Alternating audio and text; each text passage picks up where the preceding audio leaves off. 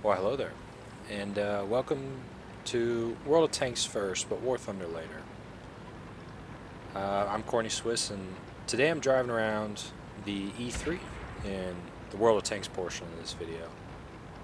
Because I'm sure, as you imagine, given my affection for the T95, and when World of Tanks, if you play something enough, eventually you'll unlock the next tank. So I got the E3, and initially, I wasn't that stoked about it because I noticed it had a lower plate the size of a football field. However, in experience, that lower plate is fairly durable. And you're going to kind of get a taste of the E3's durability in this replay. No, I'm not going to survive it, and no, we're not going to win. Just throw it out there in the beginning. But I kind of wanted to take a moment to maybe talk about E3 tactics, not the games convention, the tank. And also kind of when you see this tank, what you should do, because a lot of times I drive this tank and people just shoot it all over and are not entirely sure where to shoot it. Now, weak spots on the E3. The cupola isn't really a weak spot. You can penetrate it, but you need a high power gun, and most tanks don't have that. It's a very tricky target. There's a thin strip where you can penetrate, but majority of it you can't. Now, the observation port on the front right portion of the hull, if you are the E3, or front left if you are the enemy, is technically a weak spot. It's at the top of the hull, and I have penetrated E3s through there, but it is a very difficult shot. The lower plate is your best bet. However, the lower plate is also very tough. So that was a bold shot on the E75. Should have waited a second. So in terms of weak spots, the E3 is actually really good from the front. From the sides and rear, it's paper. But, I mean, it's built along the philosophy that let's put all the armor in the front. Because, I mean, if we're being engaged in the sides and rear, we're probably not going to win anyway. So it doesn't do angling very well. You can a little bit, and also the gun arc isn't that big either, so it can be an issue sometimes. But I've gotten to a position where, as long as the T92 doesn't come knocking, I can sit here all day. There's a Centurion 7-1 sitting on the ridge way out there. He's going to do all of his damage in this game in excess of 300 meters. So, you know, that's Centurion 7-1 has a good gun for that. The 105 is a great gun for that. It's just not effective when there's an E3 who's just hanging out. And someone, I believe it's a Pershing, is just shooting me with whatever he's shooting. I'm getting hit with HE, getting hit with AP that's not penetrating. But that Type 61 is going to be kind of annoying. Now, what's happening right now is the worst case scenario if you're attacking E3. They can't push on me. They need to be able to get on my sides. They need to be able to get me turning. They need to basically make me not pitch a tent right here and just hang out. But that's exactly what I'm getting to do, is just hang out. You can't allow E3 or a T95 to just kind of hang out and sit there and take your hits, because through the course of this battle, I'm going to take almost 13,000 potential damage blocked by armor. Now, that's pretty good. This tank doesn't have that much health, that's for sure. Tiger 2 is getting a little bit of the good news there. The E75 has been taken out, but we're slowly losing grip of the battle. However, this flank is holding up. As long as I can sit here and take these hits and the T92 doesn't pay any attention to me. Spoiler, eventually the T92 just lands a hit on me, and that's going to do me in, but it's going to take him a sweet time. Now, there's a Pershing and a Centurion 7-1 way out on the ridge there. I believe that one of those, well, that was both of them actually. I decided to move up from that position because I really need to clear out this Type 61. However, I mean, they're just going to keep tracking me. They want Artie to come in and handle him. And the 7-1, you know, I can penetrate a 7-1 at that range, take off approximately half his health, just because, why not? But the issue with any slow tank that's prone to being tracked and flanked is whenever you fire, you lose the advantage that your big gun gives you. Now the T-92 is telling me that I'm next, which is unfortunate because I don't want to get shot by a T-92.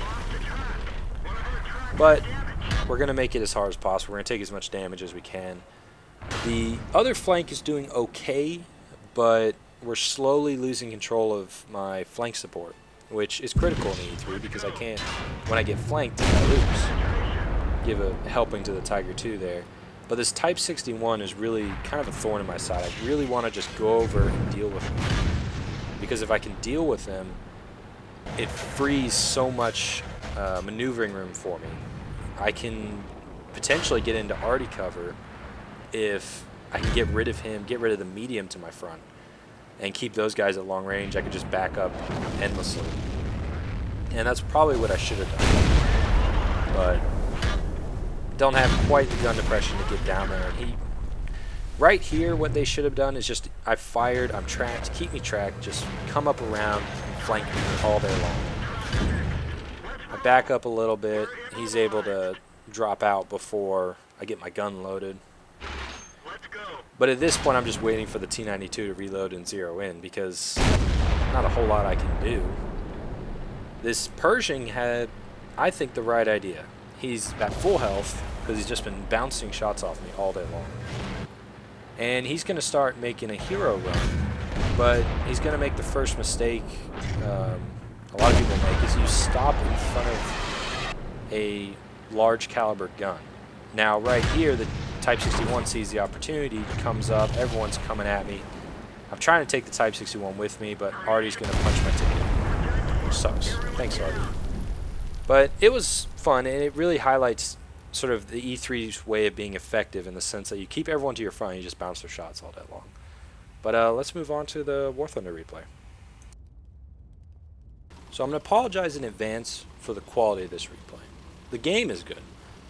The fact that I had to use the replay system, not so good. And here's why.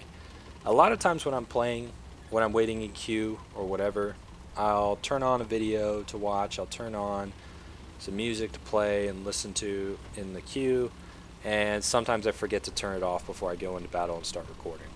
So the original recording had copyrighted things in the background, and I can't use that in the video, so I have to use the replay system. I assure you, I am not when it goes to the sniper view, I'm not drunk when I'm firing. I'm not shooting completely in the wrong direction. The shells are going on target.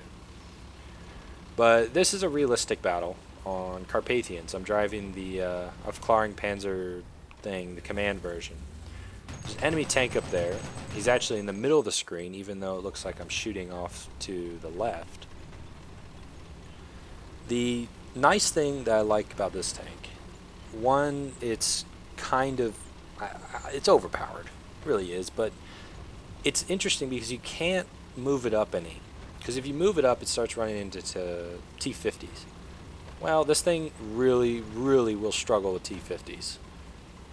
Now, everything else it sees, it's perfectly fine for. The T-28 can give it quite an issue, but that's because it has such a big shell that when it hits it, it just punches through, and it's not good. But this BT-7 is making bold life choices. So I'm actually right now shooting the side of his tank. I think he's realized I'm here now. He's trying to turn the gun. I mean, he's kind of just done. And we're going to knock him out. I wasn't shooting the ground. I was, in fact, shooting him. There's a T-26 down over there, and eventually there'll be... And you can see what the difference is between where I'm shooting and, you know... Like, all those shots actually hit the T-26. I didn't actually shoot like that. And there's another one. And a wild T-28 appears directly to my front. So I kind of light up his side. The idea being I'm going to disable him, and I actually did, and he has to back off now. And those shots are actually going into the face of his turret, trying to finish the deal, but he's able to back up into safety. Now there's a ZIS-30 out over there who is peppering me from range, but is now decided to reposition, which, well, he hasn't yet, but he will decide to reposition because I'm just laying fire into him, and eventually that's going to become an issue for him. T20, I'm checking for the T28 because I don't want it to sneak up on me. But in terms of base captures, I've been able to come forward and capture A. Team is capturing C. B is irrelevant once we own those two. Now the ZIS-30 is on the move, so I'm just continuing to spray fire into his location because that's what you kind of do with this gun. It's just a 20 millimeter, if I'm not mistaken. You just keep spamming rounds at him because it has the ammunition it gets has good penetration at range. So just keep spamming. That's all you gotta do. And the muzzle velocity is, I think, 1,000 or so. So very solid tank. I don't know if you can actually get these anymore. I think you can. I forgot how, but I'm pretty sure you can. But it won't be easy, that's for sure. I think. But at this point, I'm looking for the enemy players. I didn't know at this time that the last guy was in a plane, but he is. Or at least the last guy will be in a plane. I don't know if the guy on the mini-map there is a player or not. I think he is. But I decided I'm going to go over there because I think that's the last guy. However, the enemy plane is going to come in. I think it's an Su-2. Is going to try and spread the good news of our Lord and Savior's however many kilograms of bombs he had. But plot twist, an open-top vehicle is invulnerable to bombs, as we will see. I'm just kind of motoring my way over here, gonna sneak up behind this enemy tank and spread the good news, 20 millimeters of good news. But he's gonna get taken care of before I can get there. So at that point, I'm gonna turn around and start moving towards their spawn. Take a stop to shoot at some AI who are down over there. Just some BT-7s, T-26s, a couple T-28s. And I believe I prioritized the BT-7s because they a little bit easier to take care of. I think T-28s are, difficult to take because they just so big, you know? Just difficult to handle sometimes. But all in all, I mean, I don't drive this tank often, but when I do, I usually have a lot of fun doing it. And the Su-2 is going to make an appearance, I believe, about now. Yeah, there he is, coming over the ridge. I'm going to spot him. This is something this gun is usually pretty good at.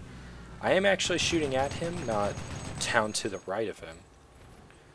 But I'm going to get some hits on him, but I'm not going to do anything critical. I've shot down plenty of planes with this gun, but you have to hit it a little bit more than I did. And the bombs come in. That looked like a direct hit. I'm not going to lie. But it didn't do anything. And that's the end of the replays. So I hope you enjoyed. And thanks for watching. I've been Corny Swiss, and I'll see you next time.